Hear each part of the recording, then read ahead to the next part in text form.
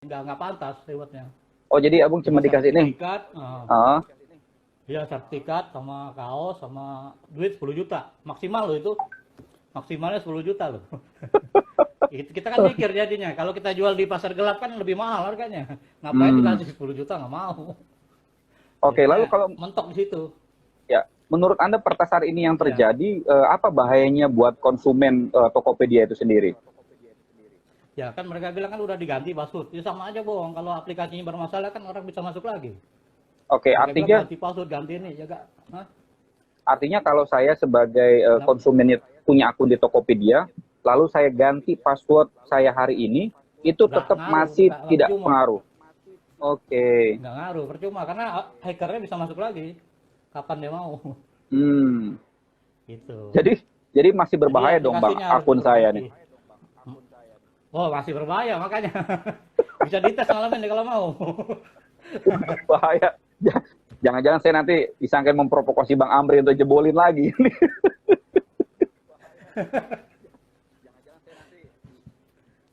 Oke, jadi kalau saran Anda ini apa yang Ya, enggak seharusnya lah. Enggak lah. dilakukan? Aku lebih senang begitu. Lebih senang dites langsung aja. Oh gitu ya. Jadi apa yang sebenarnya harus dilakukan Gitu Tokopedia, bang. Bang, pada dalam waktu dekat ini untuk menjamin keamanan daripada Ya. eh, nasabah mereka? Tolong diulang putus-putus bang. Ya, jadi sebenarnya kalau Abang tadi kan udah mendapatkan banyak temuan nih tentang kebocoran aplikasi Tokopedia itu sendiri, ya kan? Nah, Ah. sebagai orang IT, apa yang sebenarnya harus benar-benar Tokopedia lakukan agar tidak terjadi atau security data pengguna akun Tokopedia ini aman? Oh, tuh mereka harus diaudit lagi sistemnya itu. Mereka kan udah ada sistem Hmm. audit, cuma auditnya kayaknya kurang kompeten deh. Kurang Hmm. berkualifikasi lah kalau menurutku. Karena ilmu yang di apa yang kayak kuliah itu sama kursus beda sama di lapangan. Oke, Iya, ilmu hackingnya itu beda. Mereka nggak paham itu. Kan aku bilang oke, lah, mereka kalau kayak atasannya tuh, dia lapornya ke yang developernya. Developer cuma bisa bikin aplikasi doang. Mereka nggak bisa oke, ngerusak. Kalau yang bisa oke. ngerusak mah tanya sama orangnya yang bisa ngerusak. Nah, mereka tanya itu. Jadi Begitu bang. beda apa yang dibangun dengan apa yang bisa Beda dirusak, Bang ya, ilmunya. ilmunya. Iya, beda ilmunya itu. Siap, Ilmunya siap. beda. Oke, Bang, tadi Abang Iya. menyebutkan bahwa tidak hanya Tokopedia yang punya potensi Ah. kebocoran. Berarti ada online shopping shopping lain dong, Bang, yang juga Ada potensi yang warna merah. Sudah aku warna merah sama warna hijau. yang warna merah dan warna hijau. Menarik nih. Iya, Mudah-mudahan itu. Itu mudah-mudahan juga bisa mereka tembus juga itu. Kenapa? oke. Bang, kalau misalkan tadi akun saya kemudian diambil password dan datanya, apa yang bisa mereka salahgunakan terhadap password dan data yang saya miliki? Apakah juga Oh, keuangan saya yang ada di dalamnya juga ikut mereka habiskan atau seperti apa, Bang, detailnya? bisa kalau misalnya ada abang saldo ini bisa itu. Hmm, Pertama bisa loh, bisa masuk ke akun abang. oke, Aku bisa jadi colong identitas ya kan. oke. Atau bisa bikin order, bikin apa. Kalau ada saldonya bisa aku ambil juga. Kalau Hmm. mau. Iya. Tapi si pengguna akun itu sadar nggak kalau abang ini sedang menghack atau menggunakan akun saya? Hop, pastinya sadar karena nomor HP-nya kan ada notifikasi pasti. Ada notif terus kan.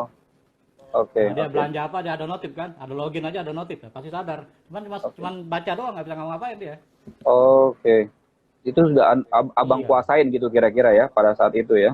Oh bisa, iya makanya aku bilang orang Tokopedia tuh dia harusnya datang kemari. Dari kemarin ku undang nggak mau mereka. Kenapa bingung juga aku. Mereka Oke, nggak mau baik, konsultasi. baik, Ya baik. siap. Baik, Bang Amri, saya akan ke Bang Pratama dulu, nanti saya akan balik lagi ke Bang Oke, Amri, Bang ya. oke ya siap. Oke. Ah, kita akan berbicara dengan lebih detail lagi dengan Bang Pratama. Tadi udah ada kisi-kisi nih dari Bang Amri bahwa sebenarnya itu sudah ditemukan kelemahan di Tokopedia dan beberapa online shopping yang lain. Halo, selamat malam Bang Pratama. Malam Mas Sugri. Iya, apa kabar, sehat Mas? Alhamdulillah sehat. Kayaknya segernya sama Bang Amri tadi kayaknya nih. Kenapa? Segernya sama. Oke Bang, tadi tadi Abang udah dengar lah ya apa diskusi kita tadi di awal. Iya, iya. mengenai bahwa memang sebenarnya sejak awal sudah ditemukan kebocoran-kebocoran atau kelemahan-kelemahan aplikasi. Jadi ini ternyata kalau menurut si Bang Amri ini bukan phishing Bang, tapi ini adalah memang kelemahan di aplikasinya. Kalau Abang sendiri melihat ini seperti apa? Ya iyalah, masa apa perusahaan seperti Tokopedia dia unicorn gitu. Masa orang Hmm. IT-nya bisa kena phishing? Kayak harusnya sih enggak ya gitu. Jauh Hmm. harusnya kayak gitu. Ini menurut saya sih pure penetrasi ke dalam sistemnya si Tokopedia aja gitu. Nah, lewatnya lewat Hmm. mana? Nah, itu yang harus diinvestigasi gitu. Bisa Hmm. lewat aplikasi di handphone, bisa lewat aplikasi di webnya, web application-nya, atau bisa memang ada kelemahan di servernya dia gitu. Kan gampang kita untuk tahu sebenarnya Hmm. server Tokopedia itu ada di mana gitu, ya kan? Nah, kalau kita udah Oke. tahu di mana servernya, Hmm. tahu di mana celahnya, bagaimana kita mencari lubang-lubangnya, ya pasti kalau misalkan memang sistemnya lemah ya bisa dimasukin gitu. Itu Bang Amri itu emang jago yang rusak dia gitu. Ja- Kayaknya hampir nggak ada sistem nggak bisa ditembus sama dia gitu, ya kan? Nah, makanya kalau apa namanya ilmu itulah ilmu yang sebenarnya Hmm. jarang dimiliki oleh orang gitu, ya kan? Ya Oke. memang tapi kadang-kadang memang perusahaan itu investasi untuk keamanannya kurang gitu, investasi Hmm.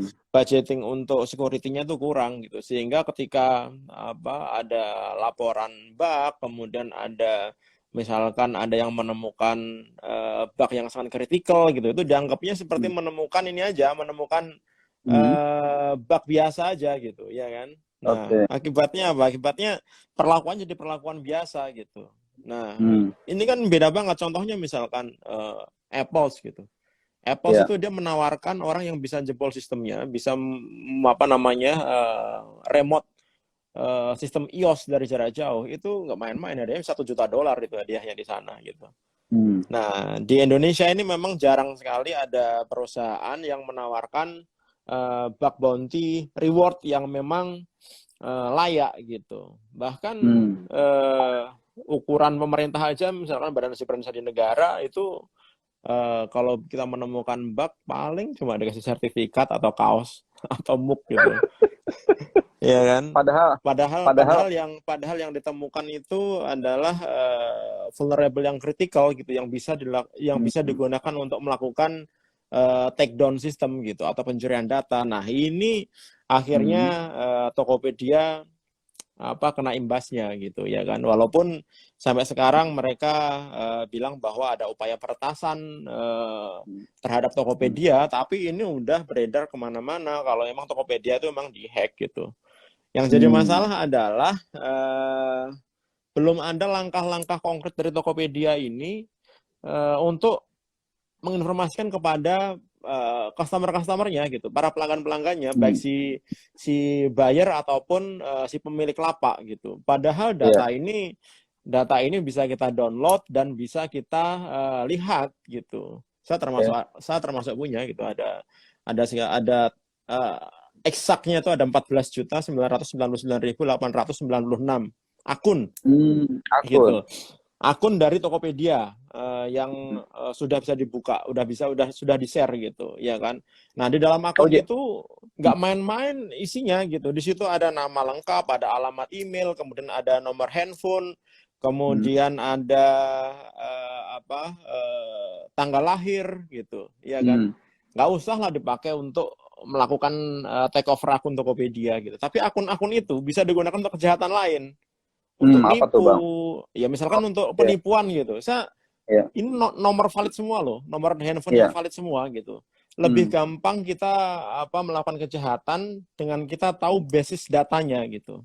Misalkan Hmm. saya mau nipu Pak Sukri gitu. Iya. Pak Sukri ini ya ada tawaran apa gitu. Kemudian Hmm. Bapak alamat emailnya ini nih gitu. Bapak tanggal lahirnya segini kan Pak gitu. Itu Hmm. bisa lebih mudah gitu. Bisa lebih mudah untuk kita Hmm. melakukan kejahatan gitu. Apalagi kalau misalkan yang dapat data ini adalah telemarketing gitu misalkan. Oh, kita bisa dikirimin SMS tiap hari itu, SMS tentang Hmm. utang, KTA dan Iya, iya. lain-lain gitu, ya kan.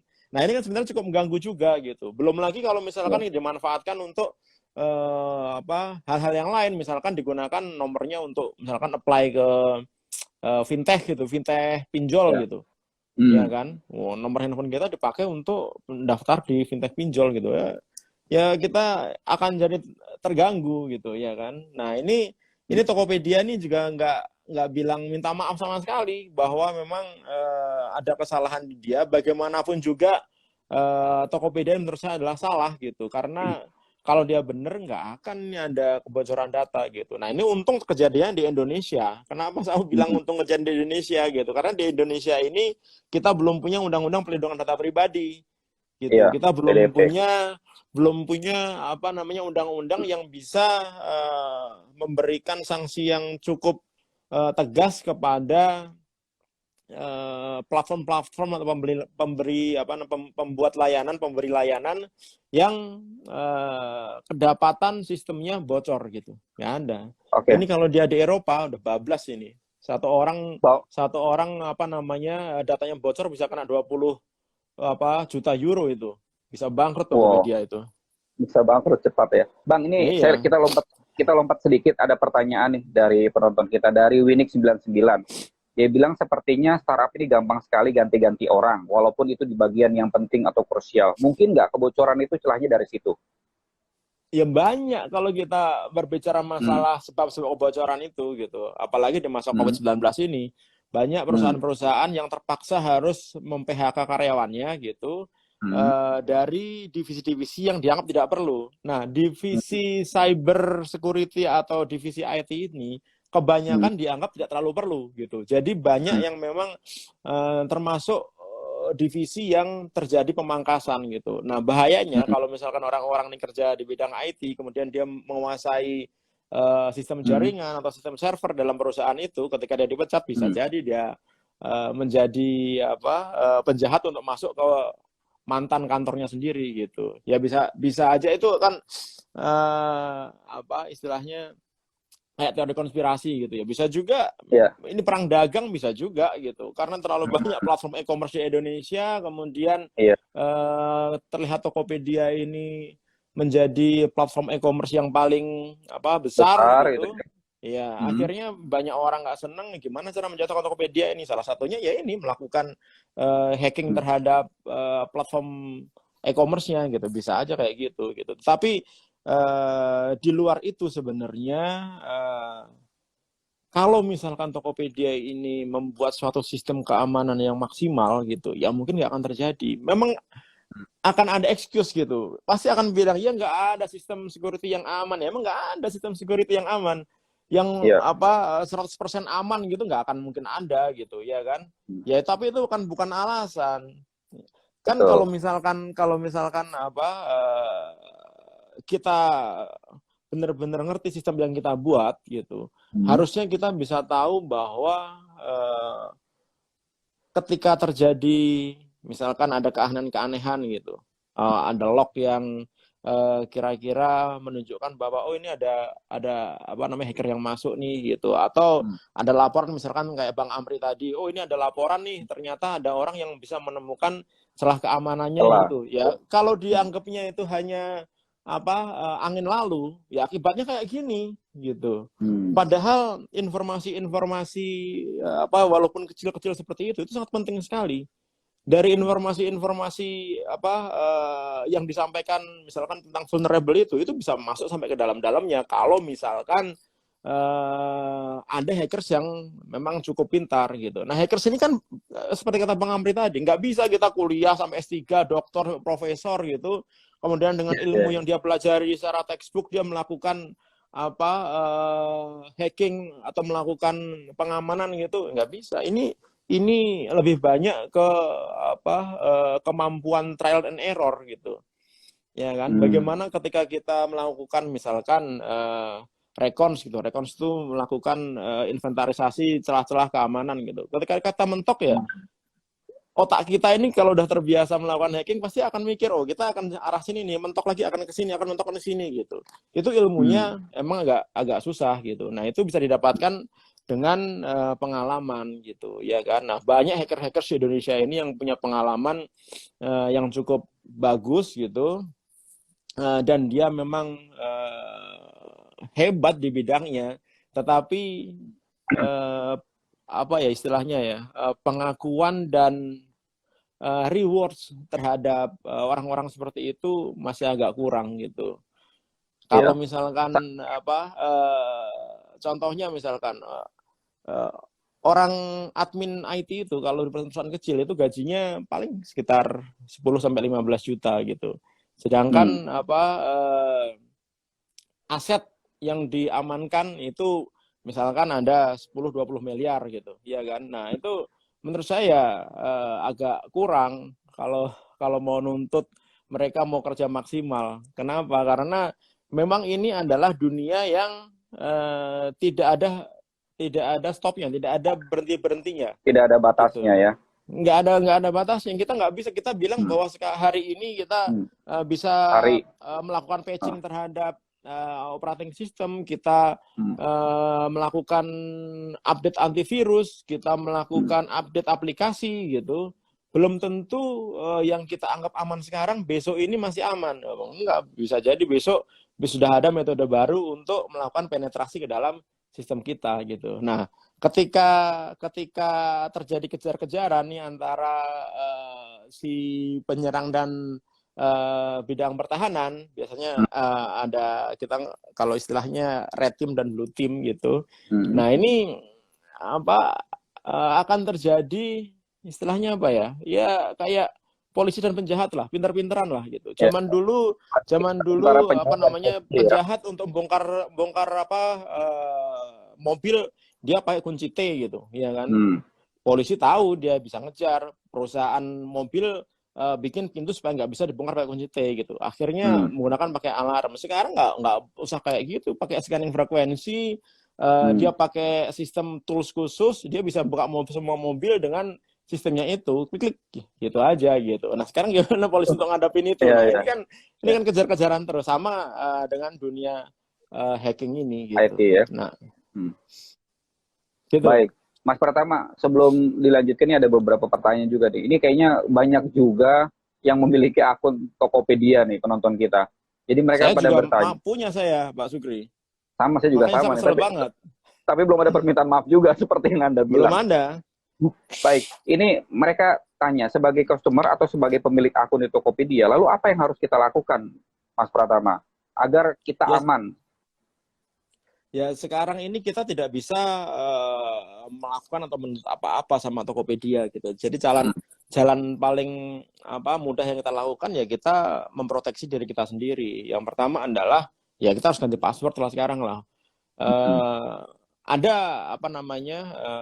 salah satu pakar keamanan cyber bilang bahwa ini adalah hash gitu. Ini adalah encrypt satu arah, jadi nggak akan mungkin dibongkar.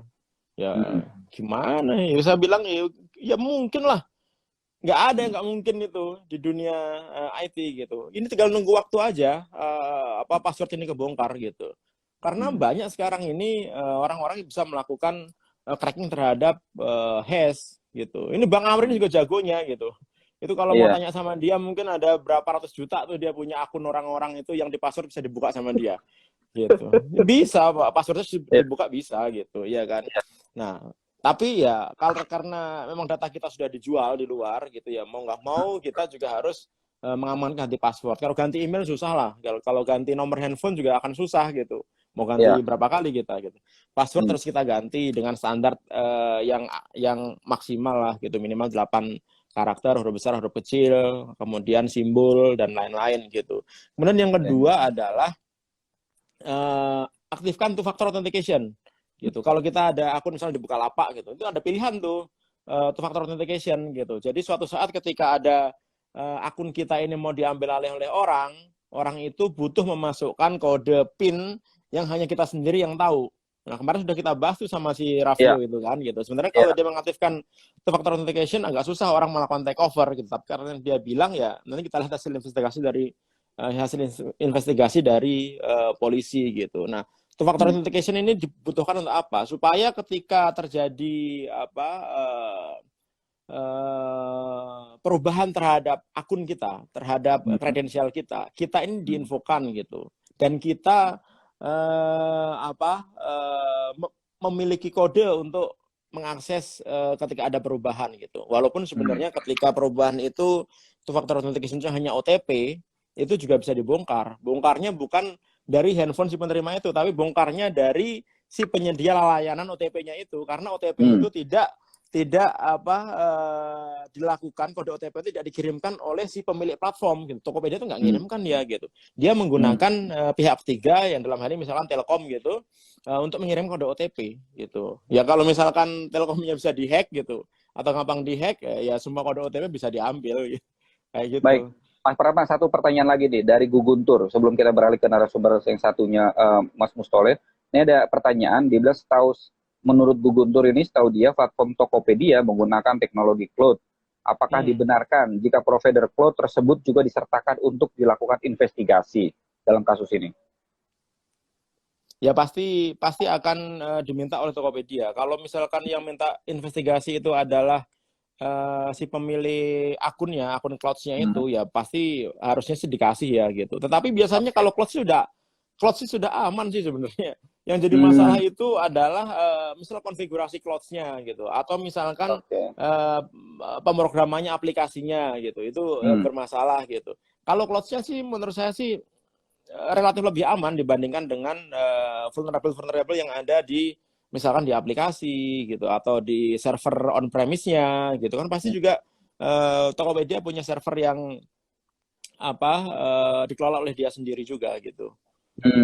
Jadi Mas Pratama sepakat dengan Bang Amri tadi di awal bahwa ini masalahnya ada di kelemahan aplikasinya, tidak ada phishing, tidak ada malware, tapi memang utamanya adalah kelemahan di aplikasi Tokopedia sendiri, sehingga itu mudah dijebol dan akun-akun yang ada di dalamnya rahasia, data-datanya bisa diambil. Seperti itu, Mas Pratama. Ya sebenarnya kelemahan itu bukan hanya di aplikasinya sih, bukan hanya di aplikasi yang kita gunakan untuk melakukan transaksi atau pembelian barang itu gitu, tapi mungkin juga dari celah-celah yang ada di sistem servernya gitu. Kan kita bisa ngecek nih sebenarnya kalau kita menggunakan Tokopedia gitu, kita dengan network monitor kita bisa tahu sebenarnya di mana IP aslinya gitu, ya kan? Di mana alamat server yang sebenarnya gitu. Nah, kalau kita udah bisa tahu itu dilakukan recon atau vulnerability assessment itu langsung ke dalam servernya gitu. Bisa tidak lewat aplikasinya, tapi lewat aplikasinya pun sebenarnya kalau aplikasinya memang ada celahnya ya mungkin bisa gitu. Saya tadi juga agak juga, jadi saya ada 2 device nih menggunakan salah satu handphone, satu lagi menggunakan tabs gitu kan. Yang di handphone udah saya ganti passwordnya gitu. Nah si tab ini kan harusnya nggak bisa connect nih, harusnya nggak bisa akses karena udah saya ganti gitu. Ya kan? Ternyata masih ada notifikasi yang dia bilang Pratama ini lo gitu. Wah ini bahaya juga ini gitu. Bisa kayak gitu ya. Perasaannya udah lock out juga, bukan sebagai Pratama gitu, bukan sebagai saya, tapi masih terima notifikasi untuk saya gitu. Kan bahaya kan, apalagi wah itu sebenarnya hal-hal yang nggak perlu terjadi dan remeh itu gitu, yang nggak akan terjadi tapi ternyata masih terjadi. Ya memang pembuat aplikasi ini juga tidak bisa duduk tenang kemudian merasa bahwa aplikasinya sudah bagus gitu, udah oke, fitur-fiturnya udah banyak gitu. Semakin banyak fitur yang ditambahkan, semakin banyak fasilitas yang ditambahkan, semakin banyak juga celah keamanan yang ada di sana gitu. Semakin banyak kode-kode pemrograman, itu akan semakin banyak celah keamanan yang ada di sana gitu. Nah, itu juga harus disadari oleh si pemilik platform atau pembuat aplikasi gitu. Tapi tenang aja, nggak cuma Tokopedia kok yang lemah kok. Hampir semua fintech di Indonesia, hampir semua platform e-commerce itu lemah kok. Cuma kebetulan ini Tokopedia sial aja dia. Ya mungkin itu ada yang berhasil masuk kemudian ngasih tahu dia minta duit, ternyata dia nggak dikasih, akhirnya jual aja gitu. Untung Bang Amri ini masih baik dia, ya kan? Dia nggak dikasih duit ya akhirnya diem dia kan kalau dia. Baik Mas Pratama, nanti kita lanjutkan lagi di sesi kedua Mas Pratama ya. Oke, siap. Baik teman-teman, tadi menarik sekali kita berbincang dengan Mas Pratama, banyak sekali informasi yang kita dapatkan. Ternyata e-commerce kita banyak kelemahan, disitulah kita sebagai konsumen dan juga sebagai pelapak atau penjual di situ juga kita harus berhati-hati nih. Nah, sekarang saya ingin mengundang Mas Mustoleh Sirot. Nah, dia ini adalah eh, dosen hukum tentang perlindungan konsumen. Halo, selamat malam Mas Mustoleh. Apa kabar? Assalamualaikum, Mas Sukri. Waalaikumsalam warahmatullahi wabarakatuh. Apa kabar? Alhamdulillah baik. Sehat ya? Alhamdulillah. Baik, sehat ya Anda ya. Mas Mustoleh, Ah, tadi Anda sudah mendengarkan diskusi kita tadi dengan Bang Amri dan juga Mas Pratama tentang Tokopedia atau kebocoran data informasi atau data pribadi pengguna daripada e-commerce atau fintech di Indonesia. Tadi juga Mas Pratama sedikit menyinggung tuh. Kalau seandainya ini masih beruntung terjadi di Indonesia karena tidak ada atau belum ada pasal atau undang-undang atau aturan yang bisa menghukum secara keras terhadap si aplikasi tersebut. Kalau di Eropa katanya ini bisa kena sampai 20 juta euro. Nah, kalau Anda sendiri melihat apakah memang hukum kita saat ini belum melindungi dari data pribadi kita sendiri di aplikasi-aplikasi tersebut? Iya, Mas Sukri. Jadi sebenarnya begini. Tadi saya menyimak betul apa yang disampaikan oleh Mas Pratama dan Bang Amri ya. Jadi sebetulnya perlindungan konsumen khususnya di jasa e-commerce ini sudah ada. Hanya Ya, kemudian tersebar di berbagai macam perundang-undangan, misalnya di Undang-Undang Nomor 7 Tahun 2014 oke. tentang perdagangan, dan Undang-Undang Nomor 8 Tahun 99 tentang perlindungan konsumen, kemudian ada di Undang-Undang ITE, tapi memang tidak begitu mencengkram. Artinya ibarat ilustrasi misalnya jaringnya itu bukan pukat harimau yang bisa Hmm. menjangkau hal-hal yang sifatnya spesifik. Nah, maka betul tadi yang disampaikan oleh Mas Pratama misalnya undang-undangnya sebenarnya sudah ada misalnya PP nomor 71 tahun 2019 tentang Hmm. sistem informasi, kemudian ada Permen Kominfo nomor 20 tahun 2016.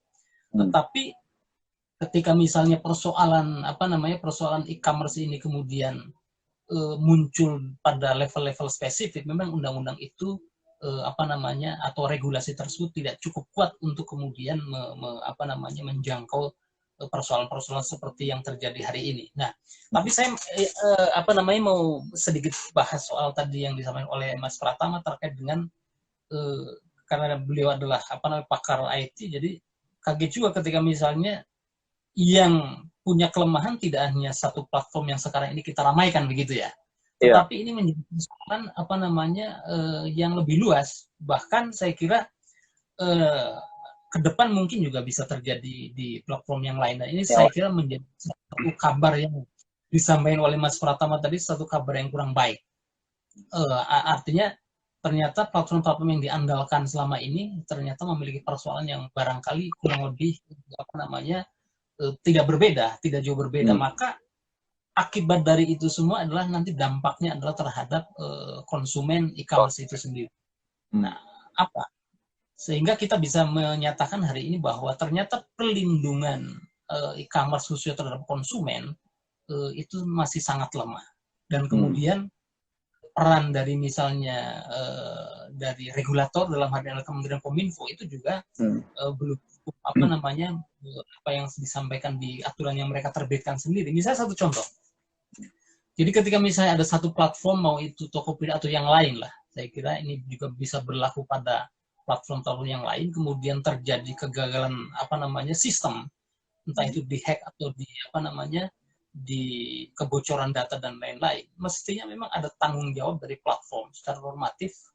Eh, Mereka memberikan notifikasi kepada konsumennya atau penggunanya begitu.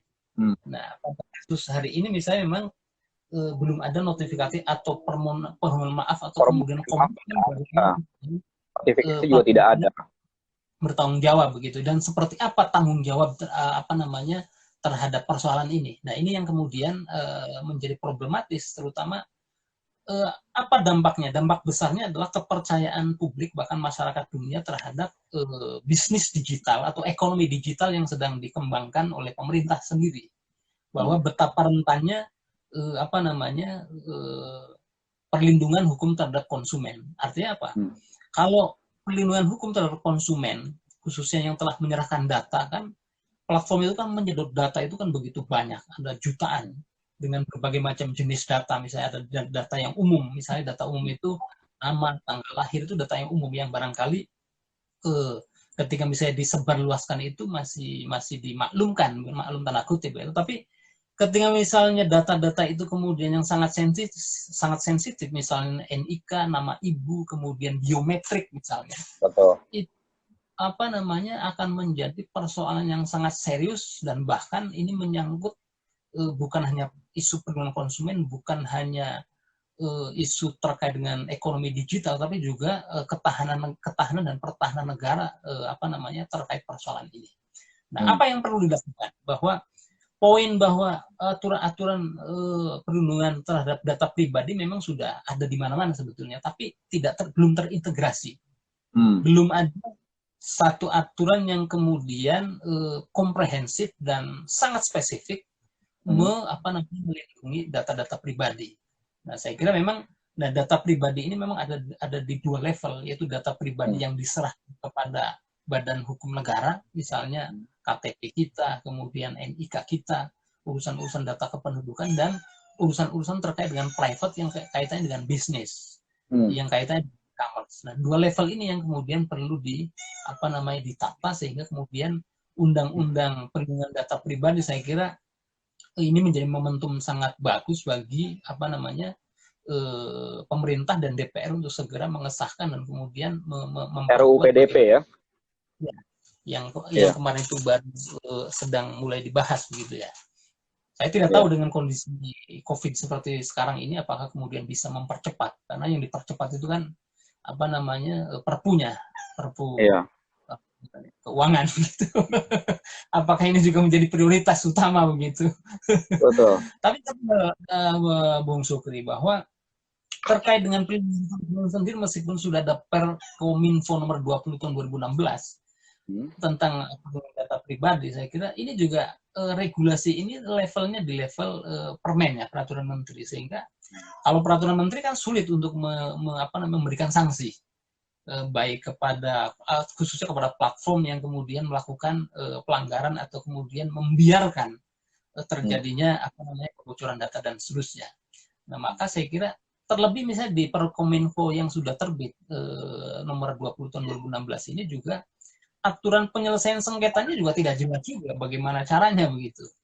Meskipun kemudian Permen Kominfo ini hanya memberikan tools ketika ada konsumen atau konsumen jasa e-commerce merasa dirugikan, maka dia berhak melapor kepada Kementerian Kominfo. Itu sengketa tapi cukup lama, 30 hari plus 14 hari. Jadi agak lama juga. Lalu bagaimana dengan misalnya penyelesaian sengketa model lainnya? Bisa dengan cara misalnya melakukan gugatan ke pengadilan. Nah, saya baca barusan teman saya, ini juga kabar menarik juga, Mas Sukri. Ya, gimana?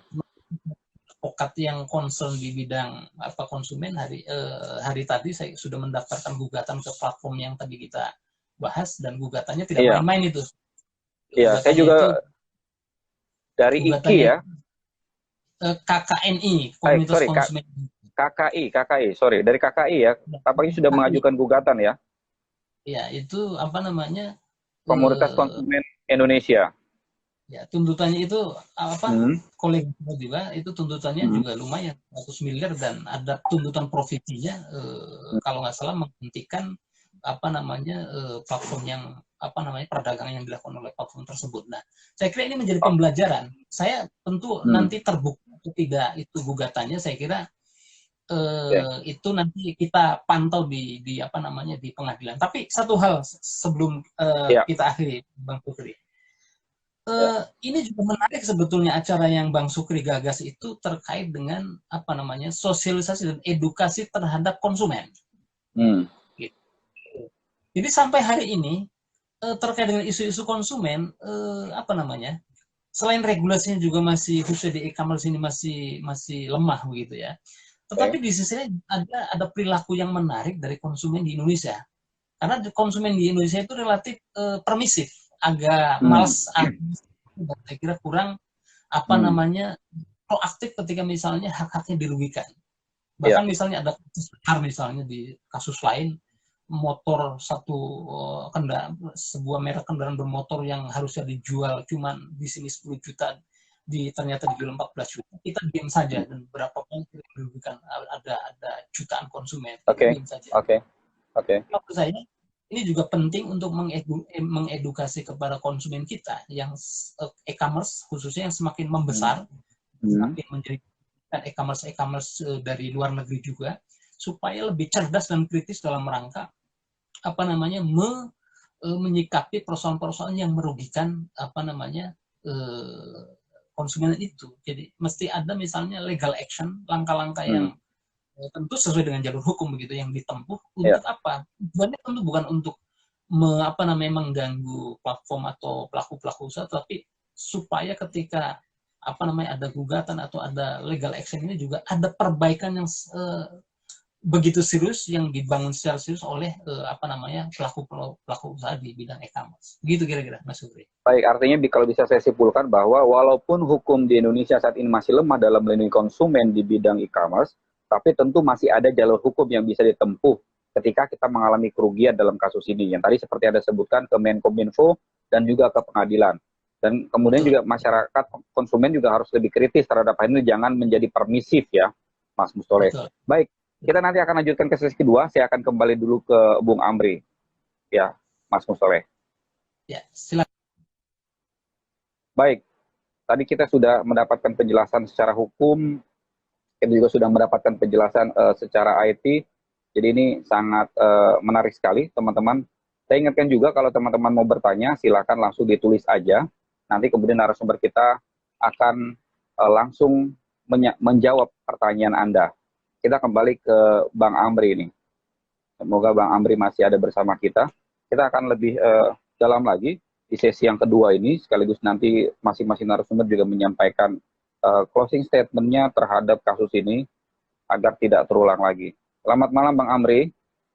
Tampaknya Bang Amri ini masih menunggu, jaringannya belum tersambung. Baik. Oke.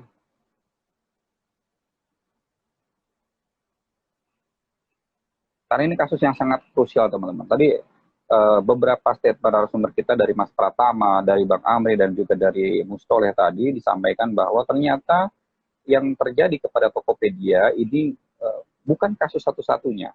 Jadi ada banyak online shopping di Indonesia yang memiliki kelemahan-kelemahan dari security systemnya. Sehingga tentu Anda mungkin yang juga menjadi katakanlah penjual di situ atau pembeli di situ yang memiliki akun, sama seperti saya, juga tentu mengalami khawatiran yang sangat dalam. Wah, apakah kemudian akun kita aman, akun kita tidak disalahgunakan, dan lain sebagainya. Kita berharap dengan diskusi ini, dengan diskusi malam hari ini, ada minimal pencerahan terhadap kita semua, agar masalah tersebut tidak terulang kembali, dan tentunya juga agar kita tidak mengalami hal serupa. Tentu ini bukan hanya buat kita secara pribadi, tapi ini tadi menarik, saya tarik kutipan dari Mas Mustoleh, bahwa ini juga yang menarik adalah bagaimana ini mengembalikan kepercayaan masyarakat terhadap ekonomi digital.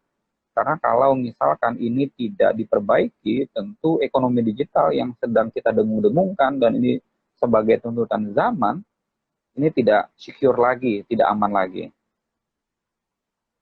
Oke, tampaknya jaringan kita. Sekarang saya coba invite Mas Pratama deh.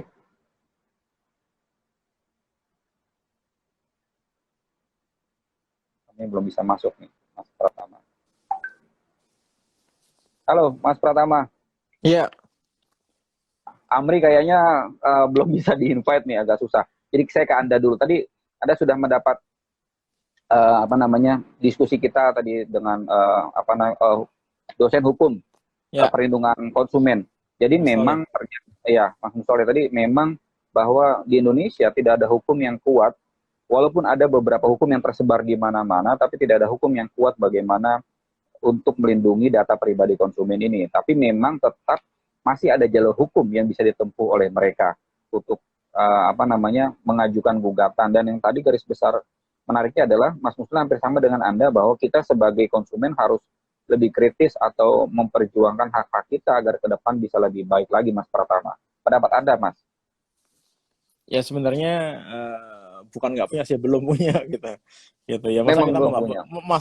nggak punya terus gitu. Yang memang cukup aneh itu adalah Undang-Undang Pelindungan Data Pribadi itu sudah sejak 3-4 tahun yang lalu Di diajukan ke oh diajukan. DPR, kemudian Oke. setelah menerima desakan dari beberapa pihak gitu, akhirnya jadi prolegnas gitu. Tapi Oke. cuma jadi prolegnas aja, program legislasi nasional aja, yang Selama katanya 3 mau tahun. diprioritaskan gitu. Iya, tapi nggak disahkan gitu. Nah ini Oke. kenapa, ini juga agak bingung juga saya gitu. Apakah ini memang Ya. ada orang yang memang nggak mau disahkan gitu, karena memang kalau ini disahkan, si pemilik platform itu, pemilik layanan besar ini harus benar-benar hati-hati ketika mereka menghimpun data dari masyarakat gitu. Nggak ada excuse lagi, kayak sekarang ini kan masih excuse, masih ngeles, Hanya masih merasa bahwa ya kita datanya nggak bocor gitu, punya kok kita datanya gitu, masa kita bohong gitu. Ini kalau misalnya nggak di-upload ke YouTube, saya tunjukin di komputer saya nih sebenarnya nih. Gitu. Ada ada emang datanya, memang bocor terbuka. gitu. Memang Memang terbuka dan bocor. gitu. Iya gitu. Nah, ini menurut saya bagus kalau tadi Bang Mustolih dengan kawan-kawan mau menggunakan beberapa alternatif perundang-undangan yang bisa digunakan untuk memberi pelajaran kepada platform-platform yang terlalu meremehkan data-data yang dihimpunnya itu gitu. Itu bagus sekali buat pelajaran mereka gitu. Tapi sebenarnya adalah ya nggak bisa kita nutup mata lah gitu. Nggak bisa semuanya diselesaikan dengan jalur kekuasaan dan uang lah gitu. Contohnya lah misalkan harusnya saya ada wawancara dengan beberapa TV gitu, ternyata di cancel gitu. Setelah saya cek kenapa di cancel ya, belum ada ini gitu. Ternyata iklan platform itu banyak sekali di situ gitu. Oh, ini berhubungan dengan iklan berarti gitu. Akhirnya kan ke sana gitu, ya kan? Gitu. Nggak mau bahas, kan diselesaikan dengan cara yang sebenarnya etikanya masih kurang gitu, ya kan. Nah, ini masalah sebenarnya di negara kita gitu. Masyarakat kita ini selalu menjadi pihak yang selalu saya bilang sama Pak Suri, terzolimi. Kenapa terzolimi? Karena ketika terjadi suatu fraud, terjadi suatu pelanggaran data, bahkan pelanggaran transaksi, yang disalahkan itu adalah selalu si customer, yang disalahkan selalu masyarakat gitu. Contohnya sering kita bahas, kalau kita transfer ternyata belok gitu, ya kan, ke transfer ke tempat orang lain gitu, kita komplain ke bank, nggak akan dibalikin duit kita. Kenapa? Itu yang salah Anda kok gitu. Kenapa Anda transfernya bisa berbelok gitu? Mungkin Anda menggunakan WiFi gratisan kali, mungkin Anda menggunakan aplikasi yang bukan aplikasi resmi dari kita, mungkin handphone Anda terkena malware gitu. Ya harusnya nggak kayak gitu. Kalau kita punya undang-undang pelindungan data pribadi, pertama kali yang harus diusut adalah si pemilik platform ini, pemilik layanan ini. Kenapa kok Anda tidak membuat sistem transaksi yang tidak memungkinkan terjadinya fraud gitu? Misalkan dengan teknologi enkripsi, ya kan? Kalau ada teknologi enkripsi, orang mau melakukan transaksi di tengah jalan di-tap sama orang mau dibelokkan nggak akan bisa. Kenapa? Karena datanya sudah di-enkrip atau disandi sehingga acak, dia mau modifikasi nggak bisa. Sehingga tidak akan terjadi fraud di sana. Kan gitu harusnya. Ya kan? Kalau menggantungkan masyarakat, setiap ada masalah masyarakat disalahkan, ya emang semua masyarakat kita, semua orang kita ini pengguna bank kita mengerti IT. Tapi kan kita ini kan dituntut untuk menggunakan teknologi. Kayak sekarang gara-gara COVID ini kita terpaksa harus menggunakan video conference, kita menggunakan Google Meeting dan lain-lain gitu kan, dipaksa. Sama seperti sekarang bank, kita dipaksa menggunakan handphone. Tapi emang semua orang menggunakan internet banking itu dia jago IT? Kan enggak. Gitu. Bisa aja dia cuma bisa menggunakan WA doang gitu, sama menggunakan transaksi itu. Kan dia nggak sadar apakah dia ini download aplikasi dari Apple Store atau Google Play atau dari pihak ketiga di internet, dari googling gitu kan. Nggak bisa dong kita menyamaratakan level dari masyarakat itu. Yang benar itu adalah membuat standar si pemilik layanan ini harus membuat standar keamanan yang cukup tinggi gitu. Sehingga tidak memungkinkan terjadinya fraud. Kan gitu logikanya, Pak Sukri. Baik. Artinya berarti pihak aplikasinya harus bertanggung jawab penuh. Persoalan penggunanya, karena pengguna memang saya setuju dengan Anda bahwa pengguna ini memang kan berasal dari berbagai kalangan. Ada yang mengerti, ada yang tidak mengerti sama sekali. Jadi memang harus kembali kepada. Tapi ngomong-ngomong Mas Pratama, ini kalau misalkan ke depan nih, ini kan kita masih menunggu juga RUU PDP ini dibahas lah. Ini dibahas juga masih belum jelas di DPR kapannya. Tapi sambil menunggu itu gimana Mas Pratama? Apakah kita memang harus pasrah nih, kira-kira menunggu aja? Ya sudahlah, kita tunggu aja nanti RUU PDP itu akan muncul. Apa yang harus dilakukan si penjual ataupun si pembeli Ya, di sekarang kita hanya bisa pasrah aja gitu. Nanti kalaupun masuk ke ranah hukum gitu, dituntut, pasti si Tokopedia akan bilang ya udah undang-undangnya mana gitu, hukumnya mana yang menuntut kalau saya ini kalau tidak mengamankan sistemnya, karena kalau saya ke hack bisa dikenain pasal hukuman gitu. Saya udah berusaha kok beli investasi security, saya udah pakai firewall, saya udah pakai IDS, saya udah pakai IPS, servernya saya on premise gitu. Saya menggunakan berapa layer untuk pengamanan gitu. Ya kan? Emang itu dilakukan sama mereka. Walaupun masih bisa dijebol gitu. Terus kalau saya kejebol, saya selesai di mana? Kan pasti kan gitu ngomongnya. Nggak ada undang-undang yang bilang bahwa ketika satu institusi atau satu perusahaan atau satu pemilik layanan platform itu bocor gitu, terus mereka menjadi pihak yang salah, nggak ada. Yang ada itu mereka jadi pihak yang seolah-olah jadi korban gitu. Kan sekarang di arah garing-garingnya ke sana. Seolah-olah mereka ini jadi korban pertasan, korban hacking gitu. Mereka sudah melakukan yang maksimal, tapi kalau ternyata ada dia bisa masuk, ya memang kan tidak ada yang sempurna dunia ini kan sekarang akhirnya ngomong kayak gitu kan. Tapi ini data 91 juta orang pengguna luar biasa. Platform Anda ini udah bocor gitu. Handphone udah bocor gitu. Nah, sekarang banyak modus-modus Pak Sukri gitu. Nomor-nomor ini sekarang ada beberapa orang penjahat-penjahat ini ngecek bahwa ini pengguna GoPay nggak ya gitu. Ini pengguna Gojek nggak ya gitu. Dicek satu-satu nih. Kan bisa kita cek nih, soalnya kita mau transfer ke nomor ini, dia punya nggak GoPay, akun GoPay gitu. Kalau ada dia di list, di charting gitu. Nah, itu bisa digunakan untuk penipuan platform yang lain juga gitu. Nah, ini kan bahaya, ya kan. Kemudian ini berarti kita kembali ke political will daripada pemerintah, Mas Pratama. Ya, menunggu mereka mempercepat pembahasan PDP itu. Kalau tidak ada, memang kita harus pasrah seperti yang Anda bilang tadi. Iyalah, kalau menurut saya daripada membahas undang-undang cipta lapangan kerja atau cipta apa itu, ya kan, ya yang duluan lah yang bisa melindungi masyarakat dulu lah ya gitu. Sehingga tidak ada lagi ketika ada permasalahan atau fraud, masyarakat yang disalahkan itu. Sekarang nggak usah lah kita masalah cyber gitu.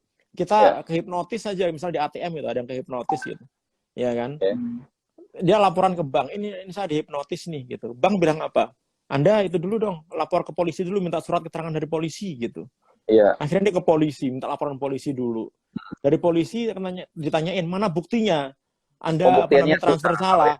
Betul. Harus ke bank dulu kan. Nah, ini kan bolak-balik akhirnya. Sedangkan duit yang ditransfer itu gara-gara dihipnotis itu udah hilang kemana gitu. Udah hilang, betul. Harusnya dengan mekanisme perlindungan konsumen yang benar, ya diblokir dulu dong. Gitu. Udah, yang penting tindakan pertama yang paling cepat itu blokir gitu. Betul. Nah, mungkin nanti kalau misalkan si pelapor ini ternyata dia bohong, ya bikin pasal di situ. Bohong laporan gitu, karena bisa aja saya kesal yang Pak Sukri, saya ke bank ini saya transfer ke sini ditipu nih, tolong diblokir akunnya Pak Sukri, jadi diblokir gitu ya kan. Nah, kalau itu kan bisa dibikin pasal-pasal yang lain, misalkan kalau laporan palsu ya Anda yang kena gitu. Tapi kalau laporan benar ya diblokir dulu supaya duitnya nggak kemana-mana gitu. Nah, kayak gitulah contohnya lah Mas Sukri. Betul. Closing statement Anda Mas Pratama malam hari ini terkait dengan isu yang kita bahas. Nah, jadi kalau dari saya, ya kita mulailah sadar bahwa kita ini juga menjadi ancaman gitu. Walaupun kita ini bukan orang siapa-siapa gitu, kita ini bukan pejabat, bukan orang penting, tapi kita ini tetap menjadi target kalau kita hidup di dunia maya gitu. Makanya kita harus mengamankan diri kita dengan maksimal. ya kan? Oke. Contohnya misalkan ketika terjadi hacking terhadap suatu layanan yang kita ada di dalamnya, ya mau nggak mau kita harus cepat-cepat mengamankan diri kita sendiri, ganti password, aktifkan two-factor authentication dan lain-lain. Karena apa? Karena untuk saat ini belum ada yang bisa mengamankan diri kita kecuali kita sendiri gitu. Jadi kita jangan mengharapkan orang lain, yang penting kita sendiri gitu. Dan kita mengharapkan nanti Bang Mustoleh dan kawan-kawan ini berhasil ketika melakukan penuntutan kepada platform ini sehingga mereka bisa sadar bahwa memang mereka itu salah gitu. Minta maaf sebenarnya nggak ada itunya juga kan, nggak ada Nggak ada pasalnya juga ya. nggak ada jeleknya juga gitu. Kalau memang salah kenapa kita nggak minta maaf sih gitu. Setelah minta maaf kan mereka harus bikin aksi selanjutnya gitu. Nah, saran saya kepada Tokopedia, kalau ada ini yang nanti orang Tokopedia yang lihat gitu ya, Kayaknya sih tolonglah kasih tahu kepada semua penggunanya, orang baik menggunakan WA, kan pakai WA bisa, orang kita ganti password aja kirimin pakai WA kok. Mereka punya semua nomor-nomor customernya gitu lewat WA, kalau nggak mau modal lewat SMS gitu kan. Ya kasih tahu kalau misalkan emang terjadi pencurian akun Tokopedia gitu, segera ganti password. Ini ada 91 juta orang loh, banyak sekali gitu. Mungkin yang tahu orang-orang di Jakarta aja nih yang tahu Tokopedia kehack. Cuma orang-orang di Gunung Kidul sana, di Papua gitu, emang dia tahu.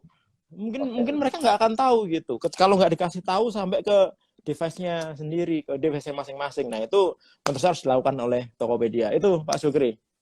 baik, terima kasih banyak Mas Pratama malam hari ini pencerahannya. Mudah-mudahan bermanfaat buat konsumen, penjual, dan juga ya mungkin ketika ada perwakilan dari Tokopedia yang menonton juga mudah-mudahan bermanfaat buat mereka untuk lebih baik lagi. Ya, siap. Terima kasih Mas Pratama, selamat malam. Sama-sama, selamat malam. Baik, kita akan kembali ke Mas Bang Amri ini tampaknya sudah menghilang. Saya akan kembali ke Mas Mustoleh dulu. Nah, ini cukup menarik. Bagaimana kemudian langkah-langkah hukum tadi sudah disebutkan oleh Mas Mustoleh. Mas Mustoleh tadi sudah dengar dari Mas Pratama ya, bahwa walaupun kemudian kita mengajukan gugatan, tapi bisa saja pihak Tokopedia ini berkelit bahwa mereka sudah melakukan banyak hal. Ya kan, dan ditambah lagi kemudian apa tuntutannya, pasal apa yang bisa mengenakan terhadap mereka yang telah merugikan konsumen. Gimana cara hukum menilainya gimana? Iya. Jadi intinya begini, secara normatif jelas dalam pasal 14 Peraturan Pemerintah Nomor 71 Tahun 2019 yang merupakan turunan dari Undang-Undang ITE atau juknis daripada Undang-Undang ITE itu jelas bahwa penyelenggara sistem elektronik itu harus melindungi data pribadi konsumennya, sehingga ketika terjadi kegagalan sistem atau kemudian pencurian atau kemudian kebobolan itu kan mereka kan harus memberitahu kepada konsumen yang bersangkutan. Nah, sampai dengan hari ini kan nampaknya kan belum ada dari Mas Mustoleh, saya tahan dulu sebentar. Ini karena kita waktunya 1 jam dengan live Instagram. Kita